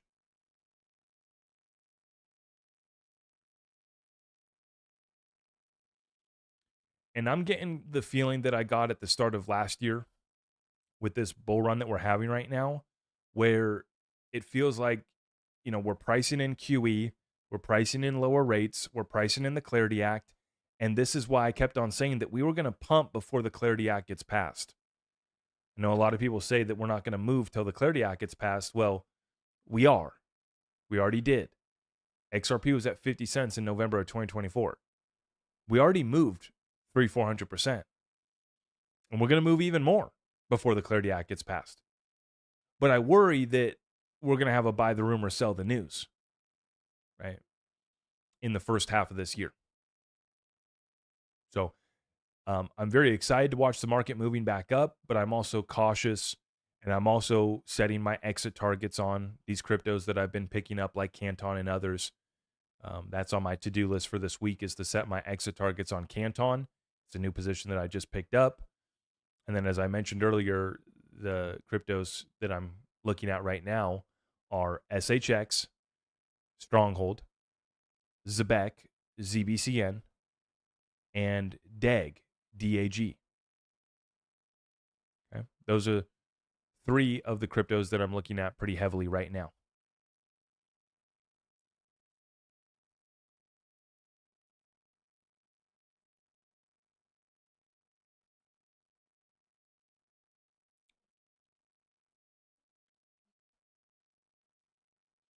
Mr. Wet Penny, I appreciate that. Upon price appreciation, is it a wise strategy to swap from XRP to RLUSD in a cold wallet to lock in pricing? If you want to lock in those gains and then re-enter back into XRP, that is what you would do. The liquidity into RLUSD might not be as good as liquidity into Tether or US dollars or USDC. So that's the only consideration that you need to be aware of, is that there's only so much liquidity between XRP and RLUSD. And when the market gets crazy, that could have a little bit of an arbitrage opportunity between, the various stablecoins that you could go into. This is why I like platforms like Caleb and Brown. They're going to go to multiple exchanges and market makers to source that liquidity for me at the best price. Basically, what Caleb and Brown is doing is they're allowing you to basically be treated like an institutional client, as if you were going to the OTC desk like the ETF issuers. I played the clip of Bitwise CIO Matt Hugin the other night, where he was talking about how if they get 100 million of inflows or money coming into their ETF, they then take that and they go to the biggest market makers like Jane Street, Goldman Sachs, and others. And he said there's like 6 of them. And they say, hey, we have $100 million. Who can get us the most amount of XRP for that dollar value? And then they all submit a bid, and then they pick the best price. That's essentially what Caleb and Brown is doing for you. Instead of having to be a big institution to go to, an OTC venue that provides you multiple options, Caleb and Brown is doing that by going to multiple market makers and centralized exchanges, finding you the best price, not adding any spread on top of that trade, but the price that you wanted to sell it at is the price that they're going to sell it to. The price that you wanted to buy it at is the price that they're going to buy it for. And I really appreciate that. After going through all these different platforms and exchanges, and obviously you can trade in your self-custody wallet on some of them, but just make sure you're getting the best liquidity. Make sure you're getting the best liquidity and have a couple options.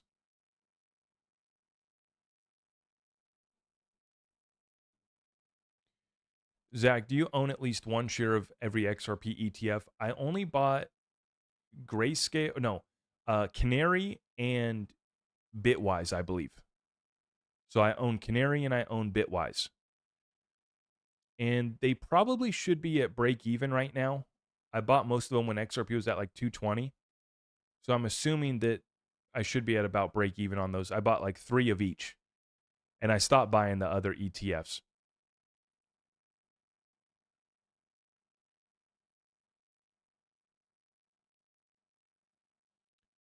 Yes, I do feel like Tom Lee is putting his butt on the line in his company's reputation, calling for 250,000 Bitcoin. Absolutely. And he's talking his book with all of his Ethereum. They're down bad on their Ethereum. They're down billions. And you should know by now that a lot of these guys are talking their book. So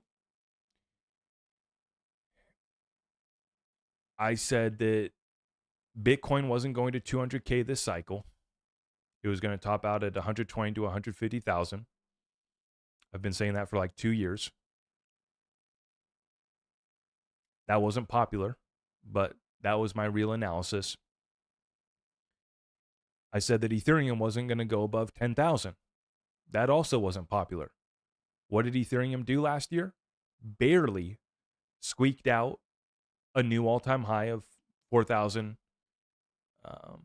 just shy of 5,000 there.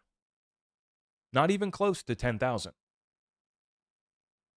And then, I said that XRP wasn't going to go to, the story.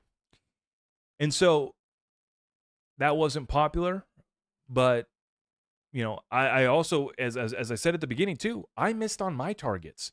Here's the thing that we all need to band together on. Because, we could say, who had the worst prediction, who had the best, which you should be listening to the people that give you the best analysis. That's my effort. That's what I'm trying to do. And when I miss, I hold myself accountable, and I expect you guys to hold me accountable too. Making a bad prediction isn't the end of the world, right?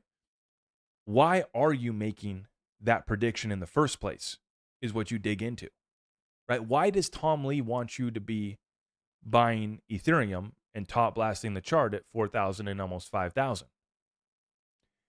He wants some extra liquidity. Why is Michael Saylor selling this elaborate dream of Bitcoin saving us from every issue humanity could ever face. It's because their business model is reliant upon it. And I said this earlier, and I'm an open book. People know how I make my money.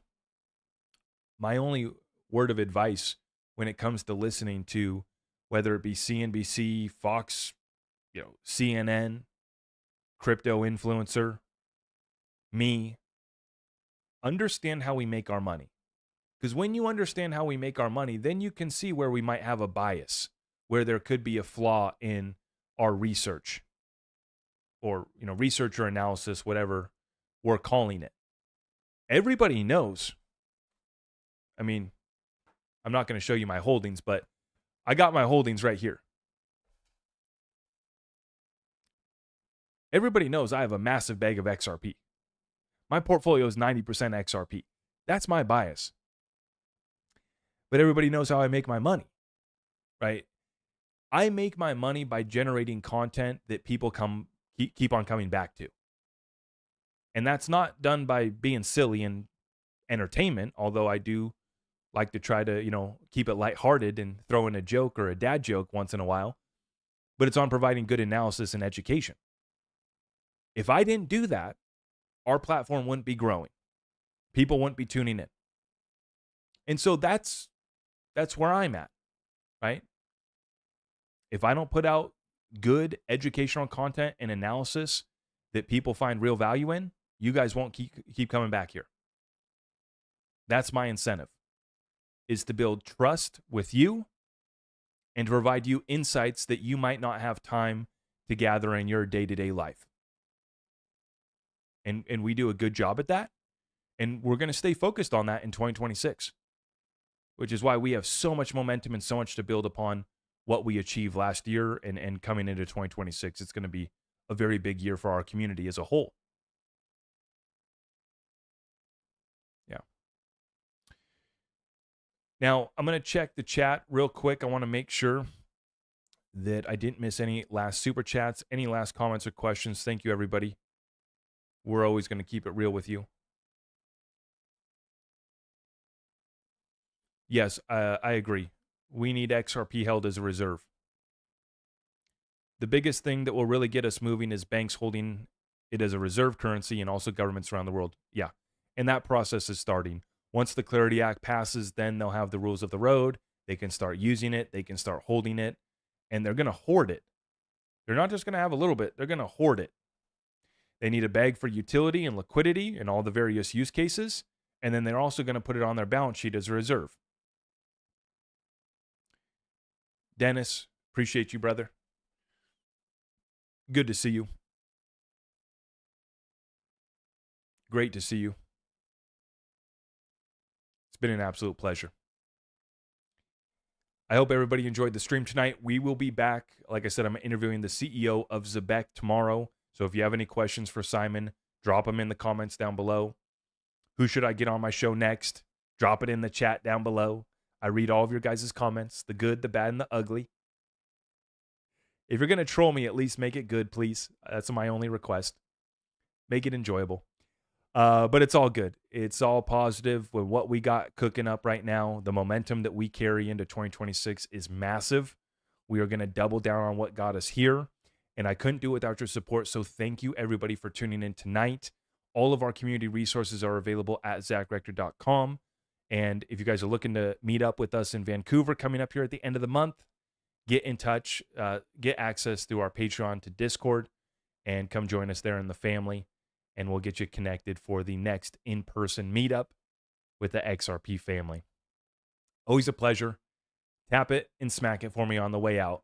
And we'll see you guys tomorrow, okay? God bless all of you guys. Have a great night.